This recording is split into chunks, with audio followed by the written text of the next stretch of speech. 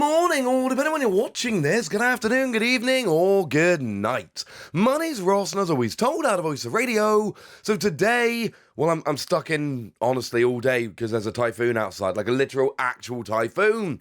But that gives me some time to make some videos in a hotel room in Japan, and today, I want to talk to you about why ACE SPEC's coming back is such a gosh darn big deal. Now, of course, this was really the big surprise announcement that came around at the World Championships.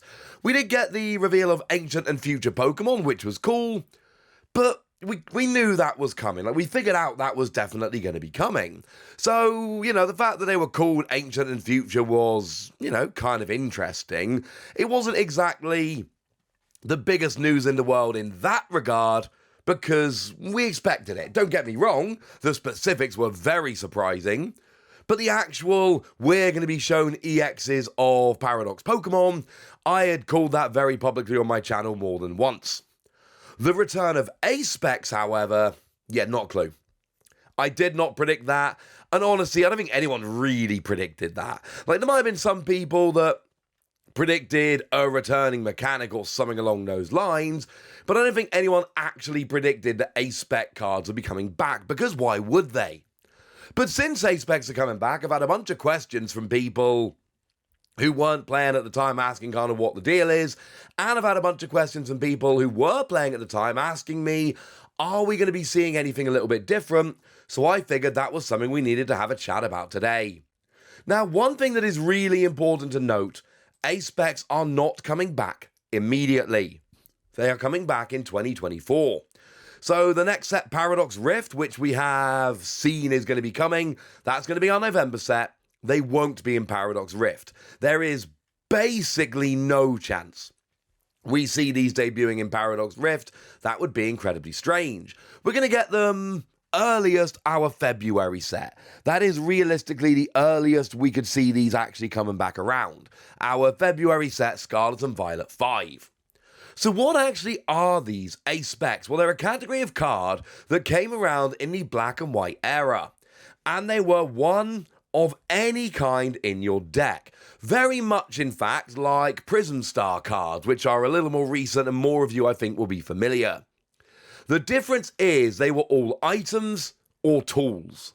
Every single one of them, well, to be fair, every single one of them was an item, but remember, this was before we changed tools back. Tools used to be a subset of item cards. Tools are now their own thing. So it used to be they were all items, but using today's parlance, they were all items or tools. And to be blunt, some were better than others. So the absolute king was computer search. Discard 2 cards from your hand, search your deck for any card and put it in your hand. It was amazing. It was stunning. The majority of decks at the time played computer search.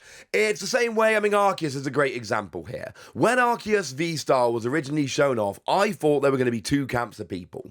Those who really wanted to use it to get set up, this being the V-Star power that searches any 2 cards, and those that really wanted to try and set up without it and save this for that late game guarantee of any cards you need.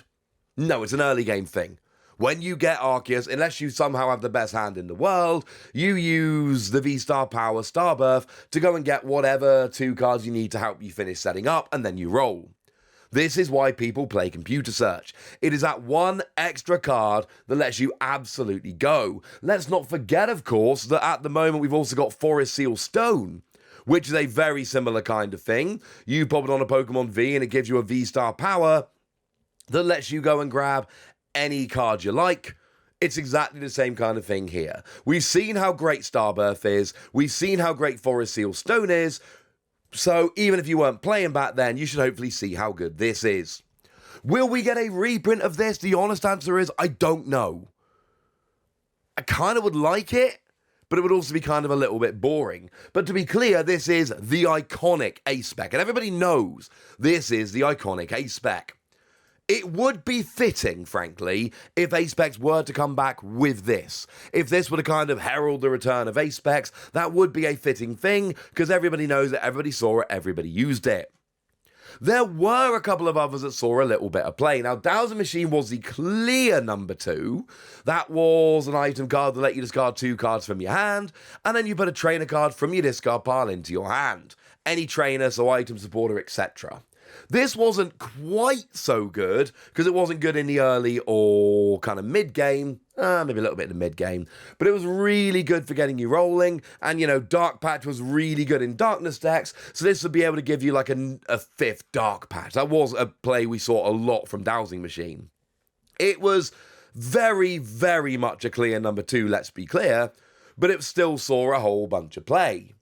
And then you had the niche ones. There were very occasionally decks that played Master Ball, let you search for any Pokemon with absolutely no downside. Clearly a very good card. Scoop Up Cyclone, let you put a Pokemon and all cards attached to it into your hand. Could be used to reuse abilities, but more often played for picking up Pokemon that were about to get KO'd and give up multiple prizes, so that they didn't give up multiple prizes. A Scramble Switch was a fun one. I played Scramble Switch in a couple of decks. Scramble Switch let you switch your active with one of your bench Pokemon, and then move as many energy attached to the old active to the new active as you like. It was a switch to also move the energy over. And this did actually see a little bit of play, but it was incredibly specific. This was in Primal Groudon decks. And actually, for me, the promo Regirock, which remains one of my very favourite cards ever, that Regirock was like a little mini baby Groudon deck. So that's why it did actually play it. Basically, they were Pokemon that couldn't, they had a Mega Barrier, so they couldn't be kind of targeted on the bench with supporters and such. So you would come active, and then you could use Focus Sash to make sure you weren't getting one-hit KO'd, and then when you weren't one-hit KO'd, you could use Scramble Switch to move the energy over. It was an awkward one, I grant you, but there were a couple of decks that did actually make very, very good use of it. And like I say, Primal Groudon and Regirock were the two that come to mind. Because you had Focus Sash as a fighting Pokemon, so you weren't getting one-hit KO'd, you went down to 10 instead. And because you could kind of sit there safely on the bench with that Omega Barrier, those two things combined actually made Scramble Switch a very good option, but really only in those two decks. As a fun little side note about the Regirock, it was kind of only available on PTCGO using gems to buy a free pack blister, but you could only actually do it in Canada, so almost nobody had access to this card online outside of Canada, which was a little bit awkward. When Pokemon gave me my demo account for PTCGO, the best thing about it was that I got access to actually have this Regirock and I could play it in Expanded. It was wonderful. So then we had the really specific ones, and I do think we'll see the return of these. And when I say really specific, I actually genuinely mean like it literally is designed for one specific Pokemon. So for instance, we had G-Scope and G-Booster. These only worked on Genesect. These were extra attacks which went on Genesect and could only actually be used by Genesect. Very simply, if you weren't Genesect, you couldn't use this. It really was that straightforward. Now, although G-Scope being able to do 100 to one of your opponent's bench Pokemon was cool, G-Booster was by far the better one here.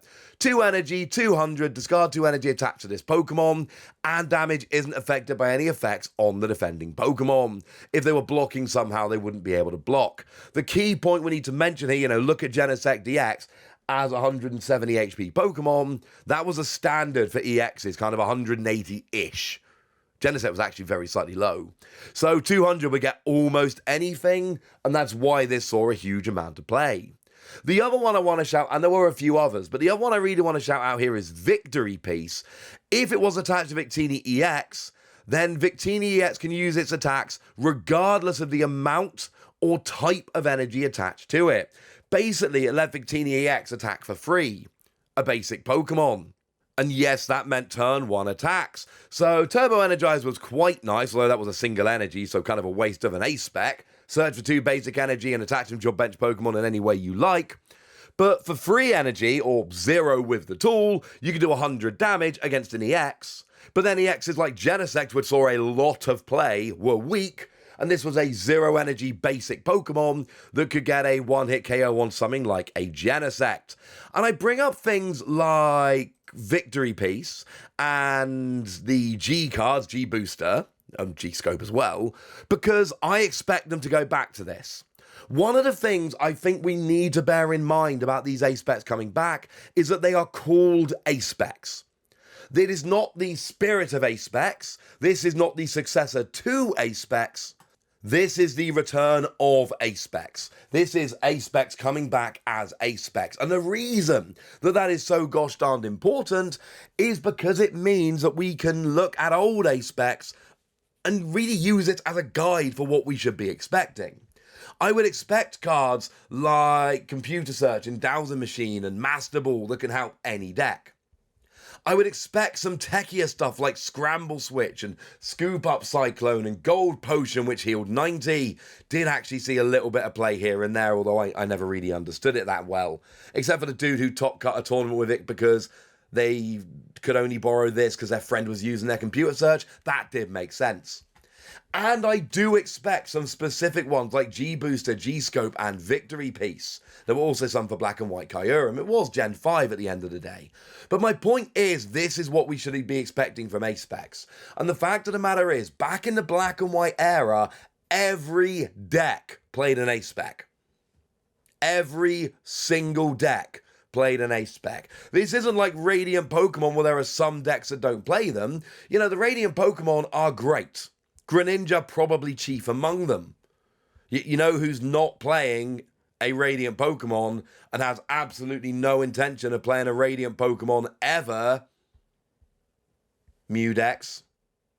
Because the whole point of those decks is that they have to be entirely Fusion Strike decks. So no, they are not going to be playing a Radiant Pokemon because sometimes you cannot play a Pokemon in your deck that doesn't fit the specific theme of your deck, like Mew and Fusion Strike.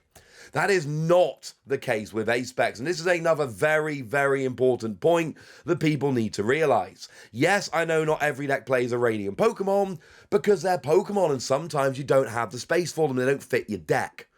Every deck plays an ACE SPEC. Believe me when I say, ladies and gentlemen, this is a huge deal. The other day, I was bringing you the world's news, so I showed you that ACE SPECs were coming back. We didn't really have time to dig in anywhere near as much as I wanted to, hence coming back today and really trying to explain to you guys why this is a huge, gigantic deal. So there we go. Now I have. And now it's over to you guys.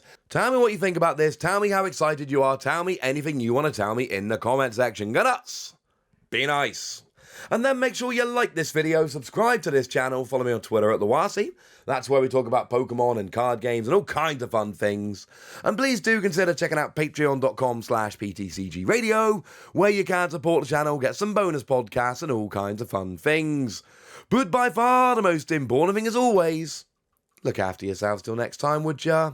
Thank you very much for watching. My name's Ross, and you've been watching PTCG Radio.